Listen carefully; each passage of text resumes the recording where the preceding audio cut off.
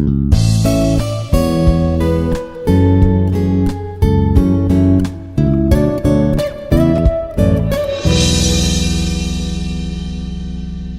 morning everyone, I'm Dr. Sravanthi. So today we will be seeing another topic in the aircraft systems and controls, right? So in the last class we have discussed about the hydraulics and pneumatic power supply. So we will continue from there itself, right? The pneumatic power application or the pneumatic system that are used in the aircraft systems, right? The different applications of it, and along with the different, taking the characteristics into consideration, and then accordingly using the pneumatic power supply, right? So today we will be talking about the APUs and the ECBs. So the APU means auxiliary power unit, right? So these auxiliary power unit at the tail cone of the aircraft, right? How this particular auxiliary power units are being used, and we have said in the last class that APU, which is auxiliary power units, are used to start the engines. Right? So these are used to start off the engines, right? Now it supplies that electrical power to the electrical systems, right? Now during takeoff, now what happens during takeoff is it supplies that amount of bleed air, right, for the conditioning, right? For the air condition example, when you have a optimum aircraft performance that is required, right? So then it is going to supply for conditioning. Now in flight, what happens is it acts as the backup of the electrical system, right? So it becomes the backup, a redundant system, you can say. Redundant systems or electrical system is backup for the air conditioning. It can be used to start out the engines, right? So these APUs can obtain power from starting from the aircraft, from the ground services itself, right? So this is what we see the APU, auxiliary power unit. So you have a combustion chamber, then there is a nozzle, there is a compressor, there is a APU generator, there is starter, the bleed valve, the different sections, right? So this is how you are generating that secondary power source or the backup source in the ground services. So the air intake and the flap motor. We'll just see the components of this APU, right? So the air intake, if we see, you have the air intake, right? So where is this air intake? You can see. So when you have this particular air intake along with the motor, okay. Now, air intake along with the motor, right? You have intake flaps open. Your flaps are open during this particular operation, and then you have a control that where you air flows into the APUs, right? So then there is a compressor also. When you have a load compressor, what happens in the load compressor is you are compressing that air that has been incoming, right? And also it supplies that air to the combustion and to the bleed air systems through APU bleed valves, right? So then we have bleed valves. Now what bleed valves does is it is going to regulate. You need regulation and control and pressurization, right? So let me just write here: regulation, control, and pressurization is required. Okay. So these need to be, the amount of air that is being extracted need to be regulated, it need to be controlled, it need to be pressurized properly according to the application that you are going to use in the aircraft systems, right? So this regulated compressed air is supplied to the systems, and they are opened when there is a demand, right? And also you are going to close it when there is an overload, or there might be some faulty conditions, right? And that scenarios, you shut it off, right? So you have a compressor, it further raises the pressure before it is getting combusted.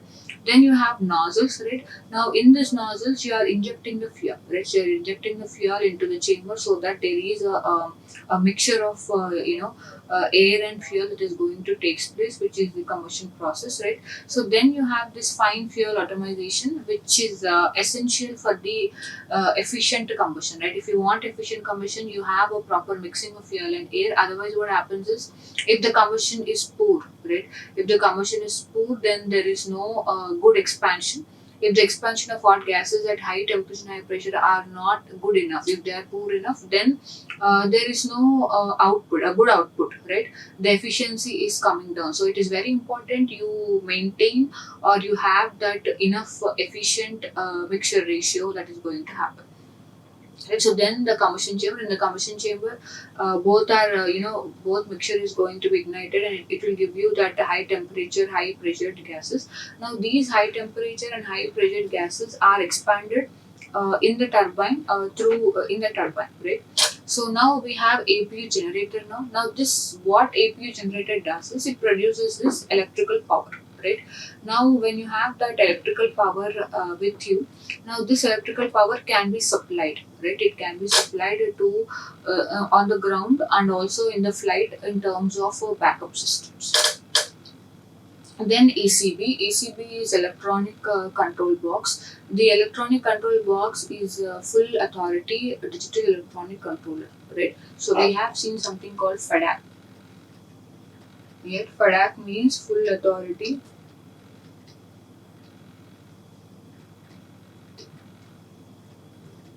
It is full authority digital electronic control. Okay, right. Now we are introducing something called as electrical systems into the picture. We have said there are mechanical. We have used the mechanical linkages, right? Then we have advanced, right? We have advanced and we have using a high power, which is hydraulics, pneumatics, right? Along with it, we are going to enter into now electrical systems, aircraft electrical systems. Okay. Now these are the different flow chart or the development, right? Development of aircraft systems and controls, right? Over the time. Now this particular ECB, which is a full authority digital electronic controller, it is going to perform the APU system logic in order to start, right? If you have to, sequence of start and monitor it. What FADAC does is, now when you have mechanical system, you have to put pressure or force. Also, there is no proper feedback to it. Then there is hydraulics. Hydraulics is doing a better job. Yes, good enough. But what happens when you have electronic control box, ECB or FADAC is, FADAC is going to look into the each of it, right? What are the inputs accordingly, what are the requirements, are the requirements good enough at that particular condition, only then it is processed and you have an output and along with it you have a feedback to it, right? So that means we are trying to minimize the failures or we're trying to maximize the efficiency of it and also safety, right? So what all FADAC does it sequences the start and monitors it.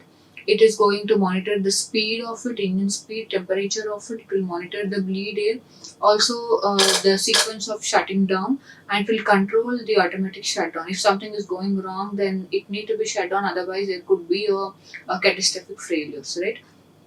And is going to monitor the fuel flow, right? So this ECB has a different components, right? So the master switch, the ECB performs a power up test. The APU air intake flap is going to open, right? Then the APU fuel isolation valve opens. If there is no fuel tank pump is running, the APU fuel pump operates, right? The start switch is when the flap is completely, you have a master switch where you open the flap, right? Then you have a start switch where when the flap is completely open, the starter is completely energized, right? You are energizing it, then your igniter is going to work, right? So ignition turns on, right? Ignition turns on and the APU starter is completely de-energized, right? So this is the simplest bleed air system and associated aircraft systems, right? So in this bleed air system, what all we could see is, right, all the different components that are doing different things, right? So now this is the left engine, this is the right engine, right? You have a APU, right? To the APU, you have different valves. SOV is the shut-off valve. PRSOV is the pressure regulating shut-off valve, right? So now from the APU, the power is being taken and has been moving into the different applications, right? So if you have the left engine has got ice on it, then it need to be anti-iced, right? So now anti-ice can be done by having a pressurized air. Now this pressurized air is coming from the supply, right? The power source, right? So you have air conditioning pack, right? So this air conditioning pack is going to take care of different scenarios that are happening in the aircraft. Now similarly, the right side of the engine also. To the right side of the engine also, you are having a difficulty, or if there is a supply of bleed air, either in terms of anti-icing or in terms of cabin pressurizing, or in terms of cooling, cabin cooling or environmental control systems. This is how we break down the flow, right? Also, there are immediate valves that can be shut off, or there are valves where you are controlling, regulating the pressure levels. So this bleed air from the engine is passed through the PRSOVs, right? Now where you are controlling, regulating, and also if necessary you are going to shut down if something is going wrong. Right now air down from the PRSO is used in different ways. One is by means of cross flow shut-off valves. You have cross flow shut-off valves. The system may supply air on the opposite of the aircraft during the engine, right? So if you want, there is a system can supply to the opposite side, right? Then you have a shut off valve from the APU that is used to isolate the APU air, right? You want to completely stop the flow, right? So you have shut off valves to completely have isolation, right? And then this is your typical aircraft bleed system from the left side, right? If you see from the left side, you have a left engine. Now from the left engine, if you see there is a low pressurized fan, there is a starter, there is a intermediate pressure, there is a high pressure, right? So you have a fan valve here, different valves of the fan, right? Low pressure and starter, engine starts. Then there is a starter valve, right? In the starter valve again you have high pressure shut off valves. If in immediate cases, if it need to be shuttered off, right, it need to be isolated, then we have this particular high pressure shut off valves, right? So from there pressure reducing shut off valves are there. Then you have different services that require your bleed air, right? So this is how you are able to control the amount of bleed air that is being directed to different systems, right? So you are either regulating it, or you are controlling it, or you are maintaining the pressure levels, or you are completely shutting it off when things are going hot, right? So the amount of bleed air is been going into different air services, right? The ground air supply, or you have APUs also, right? The APU shut off valves is there. So then this particular air is going to be taken from the intermediate stage, right? So as we've discussed, the air from the intermediate stage is being taken, or from the higher pressure you can draw it depending on the power setting you require, right? So at a low power settings, you are taking the air from the high pressure section of the compressor. If you want at air is extracted from the intermediate section when it is at higher power settings, right? So you have a pneumatically controlled HP high pressure shut off valves where it can immediately shut off, right? It will regulate the pressure, right? So the regulation of the pressure is going to around 100 pounds per square inch, and also we are controlling the supply of air, right? So these PROs regulate the supply of the air to around 40 before they enter into the pre-cooler, right? So now this particular flow of cooling air is regulated by a fan valve which controls the temperature, right? You need to also monitor the temperatures of it, right? So they are monitoring the temperatures, and therefore the bleed air is now entering into the different aircraft systems, right? So this pressure and temperature sensors you have, which will allow how much the indication of the pressure, the indication of the temperature is important, because you monitor them, you regulate them, and you are going to again control it, right? So this is a typical PRSOVs, right? So what happens in the PRSOV is you are trying to maintain that regulated amount of bleed air is only being sent further, right? So you have high pressure bleed air, right? So then from the high pressure bleed air, you have this particular temperature sensing, you have this pressure, you have actuators, valves, different switches and commands, and the only the regulated pressure bleed air is being going into the aircraft services, right? So the different functions that a PRSOV can do is on and off control of the engine lead system, right? The pressure regulation of the engine supply by means of the butterfly actuator with the pressure. Then the engine bleed temperature protection and reverse flow. The ability to be selected during the maintenance operations, right? So all these are different functions it can do. Then we also have this pressurized schedule of valves, which is pneumatically operated and electrically controlled, right? So operation is pneumatically, but the control is electrical, right? So you have this operation of solenoid valves from the appropriate controller enables the valve to control the downstream. It has to bring down the pressure levels to 40s, right, with the limits. And the valve position is signaled by means of you have discrete signals where you can control, and you have pressure switches, right. So the various pressure flow and signals enable the bleed air controller, right, and also it ensures the medium air pressure to be 40 psi, right. So all these are being monitored and checked priorly, right. So these isolation valves or shut-off valves are located in the system, right. So these valves are electrically initiated, right, electrically controlled, pneumatically operated, right. So the amount of power that it requires, electrical power, is 28 volts direct current for on and off commands, right. So this valve's shaft runs almost vertically across the duct, right. So that is all about your this particular APUs and ECBs, right? So now we are going to enter into the electrical part, right? So the different applications of the electrical systems in the aircraft systems and controls, right?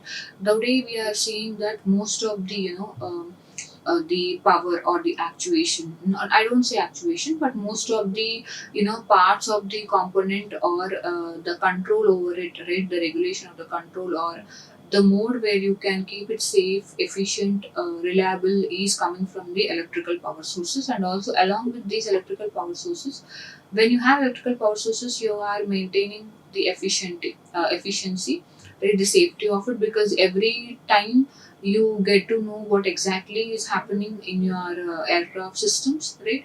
So the immediate feedback is being sent to it, right. So that is why today we see that fly-by-air systems (FAWs) or most of the aircraft is being built up with the electrical technology or electrical systems, as we say, right.